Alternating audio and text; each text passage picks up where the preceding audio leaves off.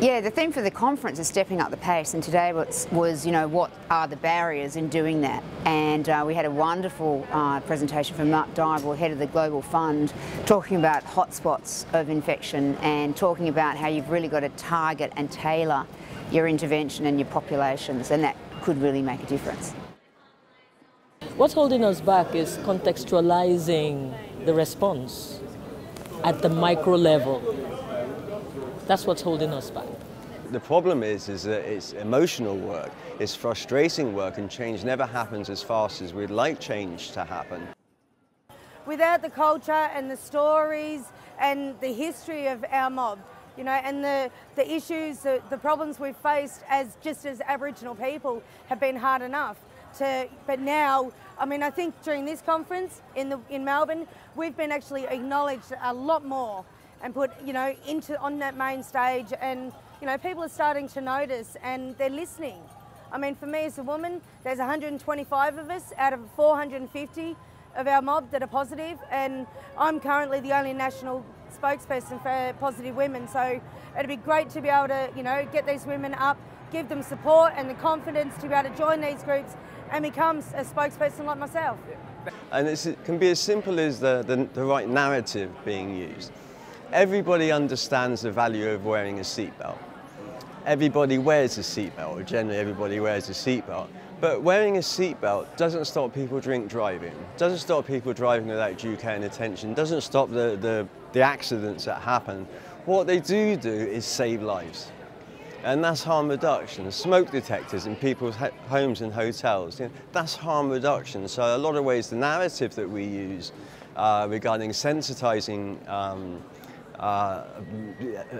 you know, areas that we're working in for which it's still an alien concept, you know, we'll find our way in using this type of narrative rather than talking about drugs, which usually just immediately puts people on the back foot and on the defense.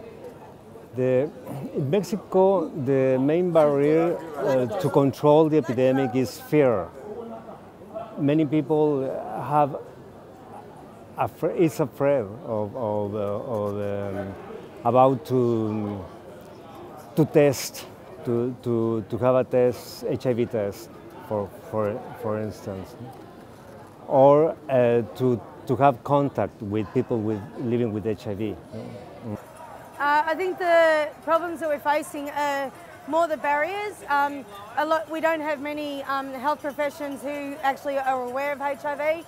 We're having problems within our communities, trying to educate our elders, which out of the pre-Indigenous conference last week, we had elders represented every state and territory. And so for the first time to be able to have elders come to an international AIDS conference, as well as have a youth group called Anthem, we feel that we may be able to get those messages out now that we have a youth group that will have a better understanding, our elders on board, so when the HIV activists come in, we can all be seen working together. And I think that's going to break down a lot of stigma and discrimination, because it'll show how much it's affecting the whole of community and not just little parts and pieces.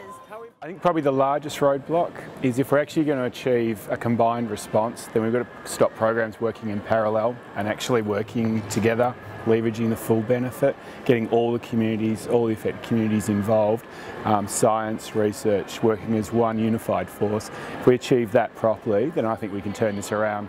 We sit a lot of times at the macro level and take decisions and look at things economically, health-wise, from a global perspective, and expect the countries to, you know, cascade whatever has been decided up there. But what has been decided up there is kind of subtly cast in stone, right?